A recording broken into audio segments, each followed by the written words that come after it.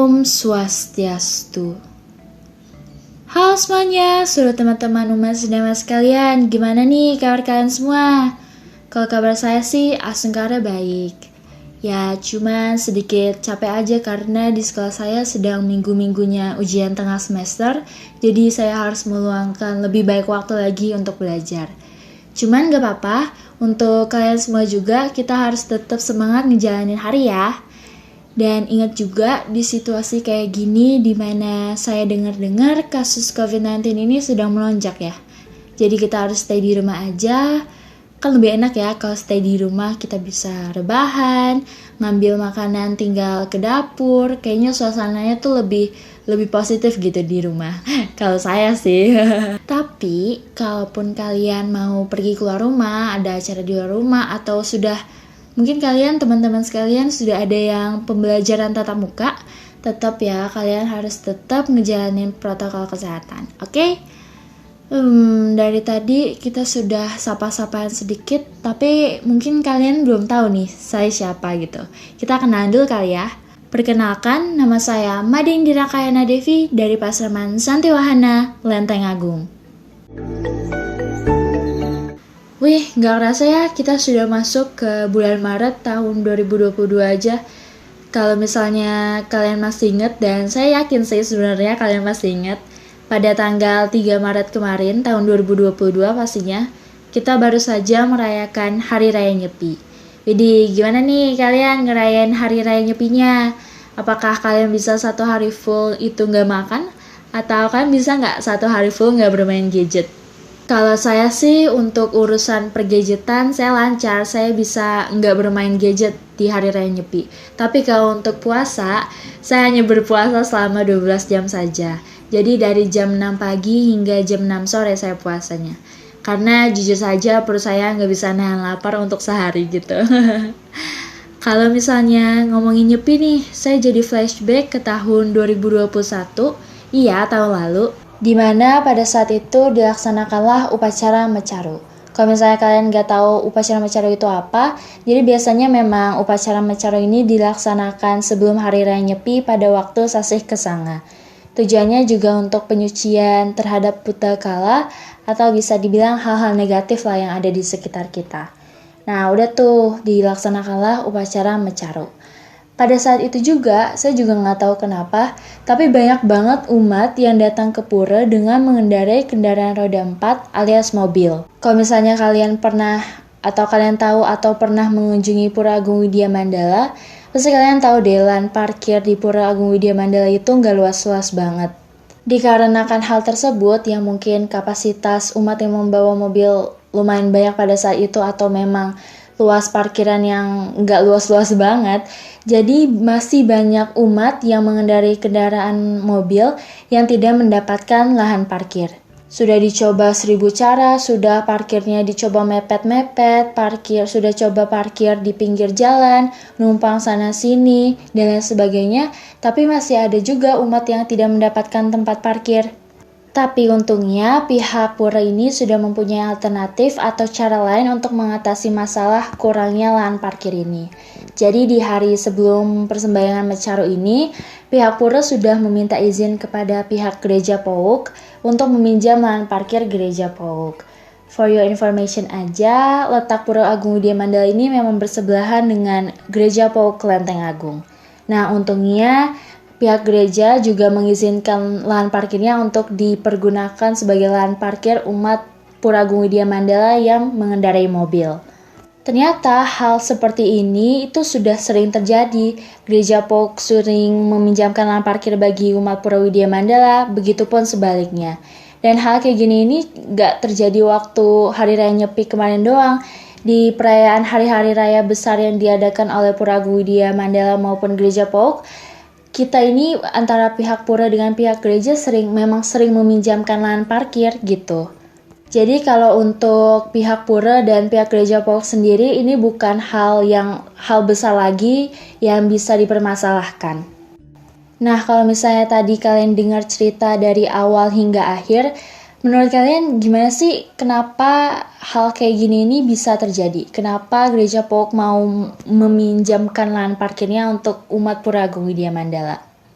Hal tersebut bisa terjadi karena adanya toleransi. Wih, saya sudah mulai ngebahas tentang toleransi nih. Ngobrol-ngobrol sedikit tentang toleransi nggak apa-apa kali ya? Nah, kalau menurut kalian, apa sih yang kalian langsung pikirkan atau apa yang langsung muncul di benak kalian waktu kalian ngedengar kata toleransi?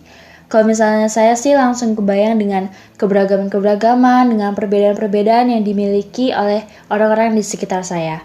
Kalau misalnya dijabarkan, toleransi itu adalah sikap saling menghargai dan sikap saling menghormati terhadap perbedaan yang ada di sekitar kita.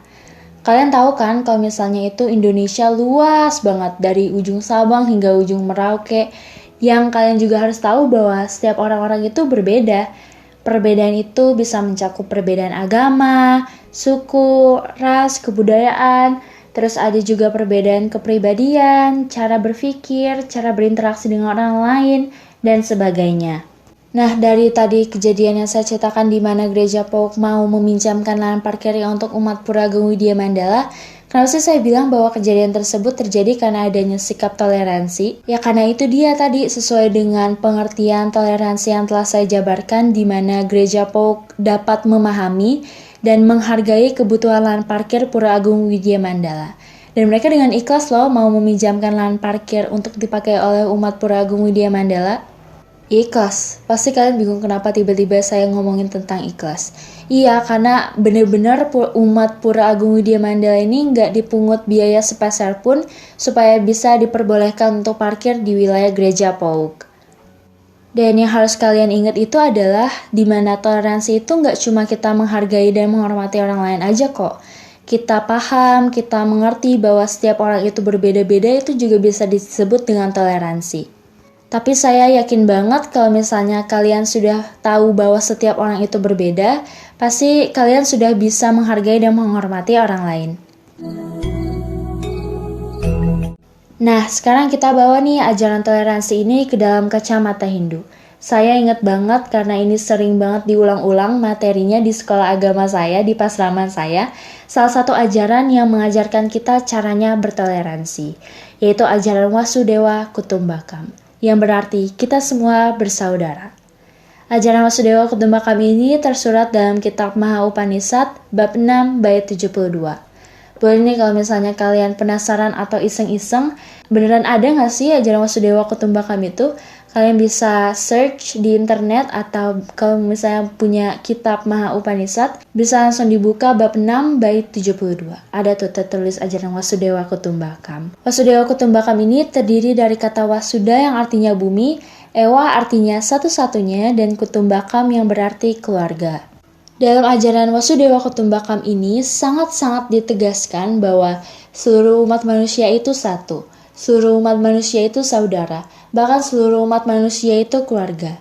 Kita harus bisa saling membantu, saling menghormati, dan saling menghargai orang lain tanpa membeda-bedakan mereka.